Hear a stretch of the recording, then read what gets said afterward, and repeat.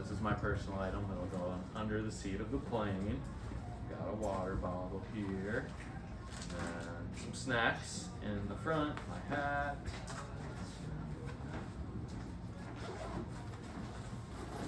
Just a couple things that I want to have on the plane. Toiletries, and then I have a blow-up pillow in here and buff. I'll show you guys what that is. That's an awesome thing to buy. They have some cool, I think they have custom ones with the shop name here, but it's just like this wool tube that wears a neck warmer, and you can wear it over your ears. On the plane, I like to wear it as a face mask to attempt to sleep, even though I never successfully sleep on planes, but it's worth a try. Yeah, so that's a buff. They definitely sell those here. Pretty awesome.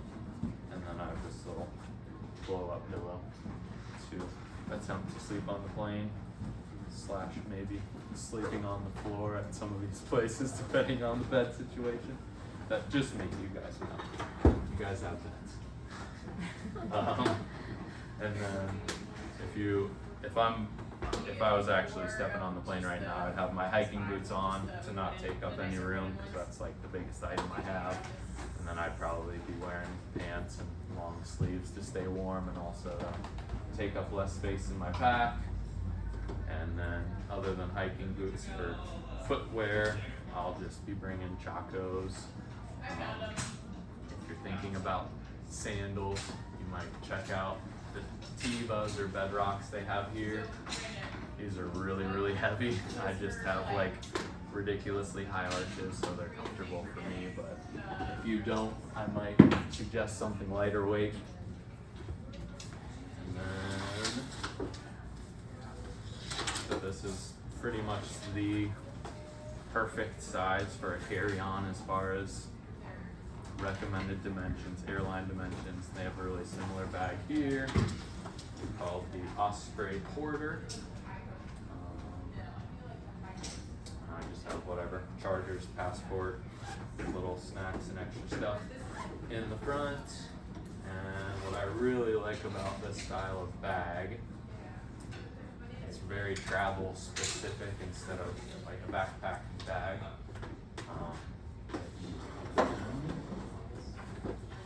Open it up like a suitcase, which is really nice. And then I've got 2 packing cubes of whatever, socks and underwear. And then all my other clothes are in this one. I think that was the one thing that Brian said they don't sell here is packing cubes. But packing cubes are great. And then I roll all of my clothes. As far as like t-shirts especially go, I would say that we should try to avoid cotton. Better to have either, like this is merino wool. I'm gonna pass that around. It really, you'd be amazed that it doesn't feel like wool at all, you know. It's like a very athletic fit shirt or a dry fit kind of material.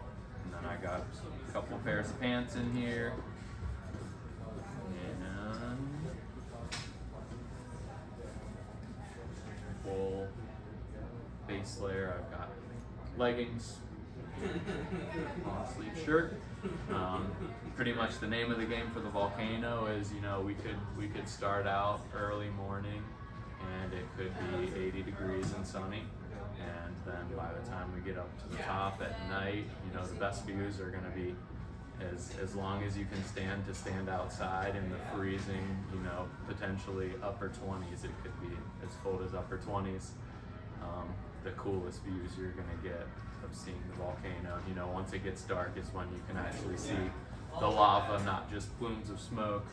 So in terms of staying really warm but keeping things light and keeping your pack kind of tight, so I'll be wearing like this base layer, and then I've got a light long sleeve here, and then this is another kind of light like fleece kind of thing, but if you have like a jogging shirt or something similar like that, you know, it's just all about trying to layer so that this stuff can also be multi-use for later on in the trip. If you bring just a big sweatshirt or something like that, you might never wear it again, and it's going to take up a lot of space for you.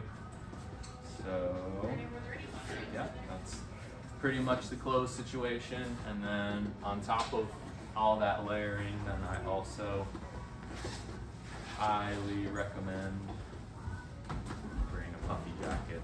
Mine's just packed into a pocket here, but that's, you know, a normal size down jacket and puffy jacket. I'm sure lots of us have those.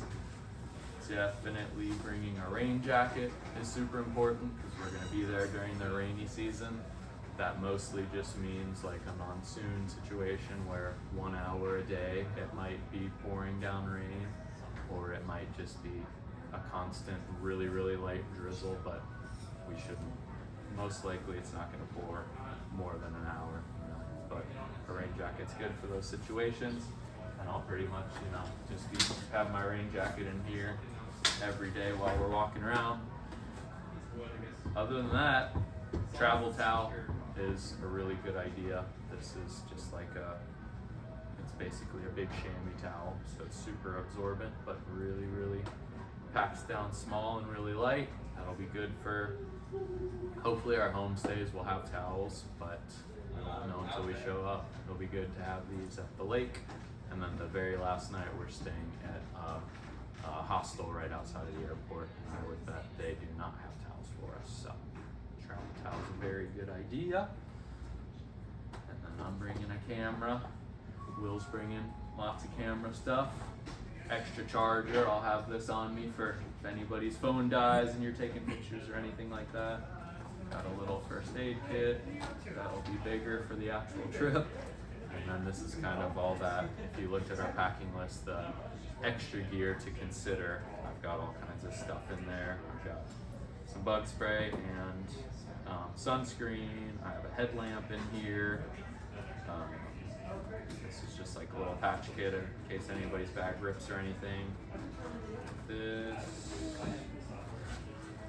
SteriPen, or they actually have a different type of filter here that if anybody's thinking about buying a water filter just for not only the trip but future travels, it's an awesome thing to have and a great way to save a lot of money. So this is a SteriPen, which is a UV wand you stir in the water and it kills everything.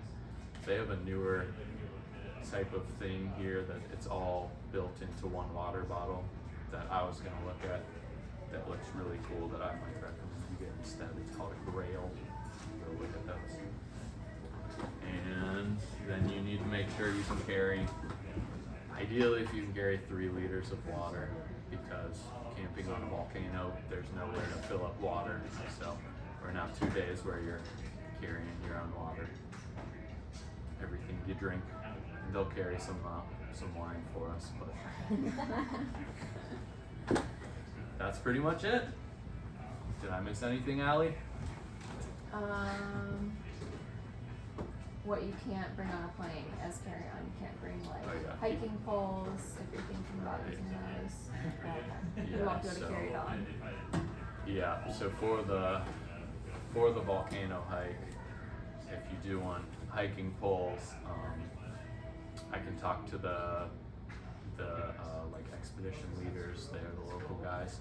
See if they have them, but I remember they were selling for like, you know, less than $1, just sticks basically at the beginning of the trail. But they were actually like good, lightweight, sturdy sticks. They found some good sticks, but you know, it's basically take a stick and then leave it at the end. Yep, and then for fluids, keep it under 3 ounces for the airplane. If you are looking at this and you think that there's no way that you're going to be able to pack into a bag this small, we do have the option of checking bags if you need to. It's just, I think we show up at the airport, and if you show up with a really big bag and say, Nate, I tried, I promise, then I think it's $30 each way, so $60 total if you had to check the bag. Or even you might have a carry-on bag on the way down and then decide to buy 100 souvenirs and that you need to check your bag on the way back. Yeah. That's gonna be my problem. Yeah, I like to keep my personal item pretty much empty.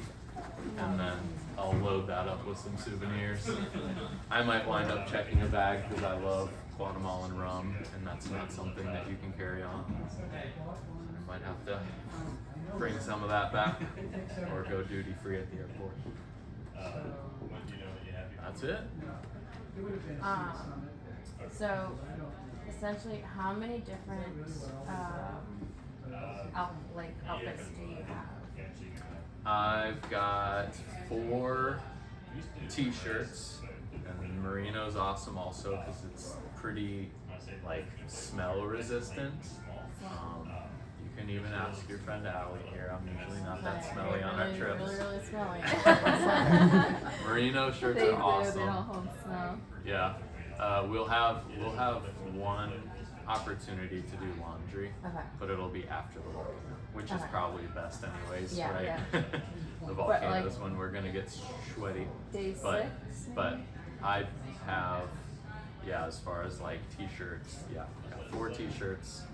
Probably bring like 6 pairs of underwear, and then I think I've got 2 pairs of pants, 2 pairs of shorts, and one swimsuit too. So we'll have lots of swimming opportunities. So 1 or even 2 swimsuits. Swimsuits are pretty light if you wanted to. Or things like, you know, athletic shorts for guys especially you can just swim in those. Do you think it's better to bring like for me like leggings or shorts to do like the hikes and stuff? Or the I would bring up at least 1 pair of shorts because we could have some days that are surprisingly hot, you know. Yeah. But yeah, for the hike, probably a couple pairs of leggings that you could potentially layer up if you want to. I did the hike in shorts, and then once you're at the top, it's colder. So That was my other thing because I saw all your layers. I was like, do you walk in 80 degrees with all the layers on? No, definitely not. Yeah, and even like with how kind of it's a bit of an unpredictable weather season. I mean, the weather, we're kind of in like the highlands of Guatemala, so all year round it's a bit unpredictable, really. So I might start the day with this, you know, but in my little backpack that I always have on me, besides like my camera, I'll probably have pants and maybe this fleece and my rain jacket too, you know. And then, you said we're getting all the gear there, right? Like the tents and stuff like that. Yeah, you don't have to worry about any camping stuff.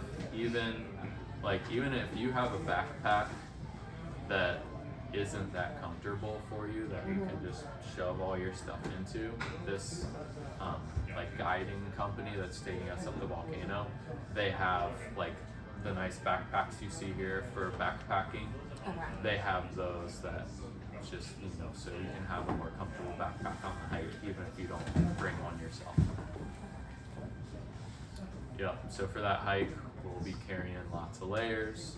You want to have your boots on you. If you want to bring comfy camp shoes, I'm not going to bring the chacos up probably because they're so heavy, but, and then 3 liters of water.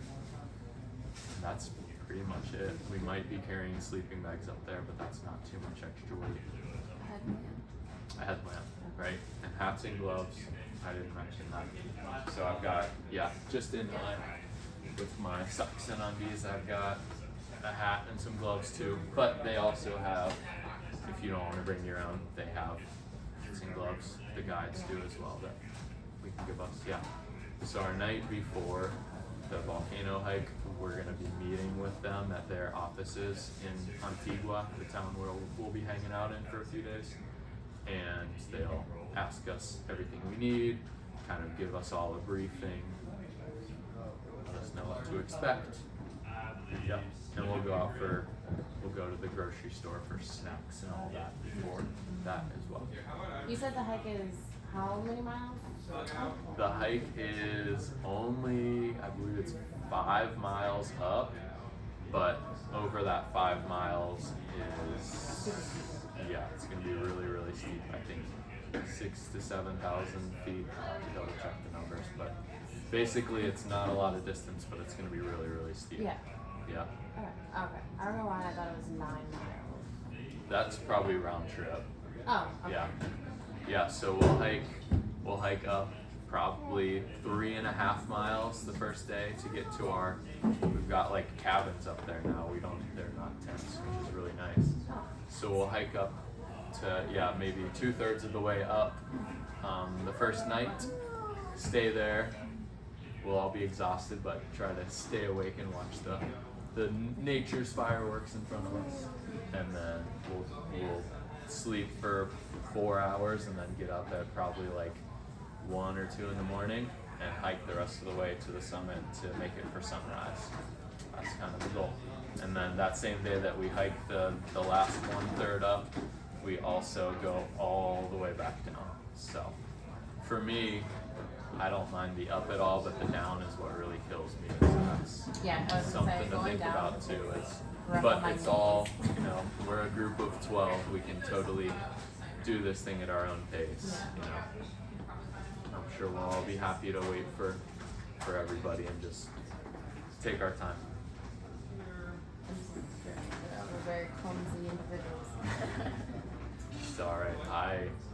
The first time we did it, I got pretty sick from something that an allergy that I have that was in the food. So my way down was pretty tough. I still made it. And do we swim more at the top, or what is that like a different day that we're going swimming? That's a different day, yeah. So the volcanic crater lake will be in an Airbnb, big homestay right on the lake with our own dock and kayaks and stand-up paddleboards for 4 nights after the volcano. So every morning, every night we have. You can jump in the lake or grab a kayak whenever you want. Our first morning there, I'll kind of take a couple groups, a few at a time, to show you the area to kayak, and then you can do it on your own whenever you want. And where does like our carry-on stay while we do the hike? Does it stay at that? That'll stay at the offices of the hiking company offices. Yeah. So anything that you don't need on the hike, you do not have to carry. Yeah, and that goes for everywhere we go. I mean, the longest that you're gonna have to be dealing with both bags is when we get out of our van that's gonna drive us to the lake. We're gonna have to ride in some little boats to a different part of the lake, and that's pretty much, you don't even have to have your bag on you, but keep an eye on it in the boat. And so thinking of that, another good idea, most packs will come with this, but for that lake ride and just a rainy day in general is like a rain cover for your backpack. So if you do buy a bag, just double check that it comes with one of those, otherwise they're not very expensive. Any other questions?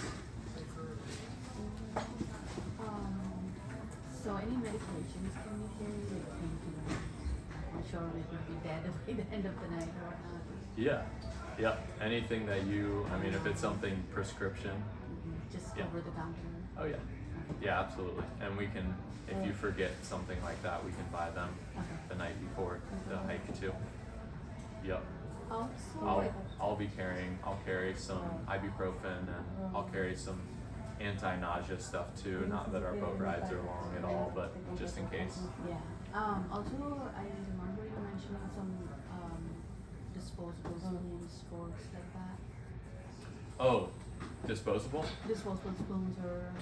I just have this is what I take. It's something like this. Okay. Yeah. Just kind of nice to have for So you don't have snacks to carry and a ton things of like them. that. No. Just few. Yeah. It's just kind of a good extra thing to bring. If we stop at, one of the days that we're going to a really cool, it's like the biggest open air market in Central America. And if you want to buy a mango or something like that, just eat got it it. fresh, that kind of thing. Right.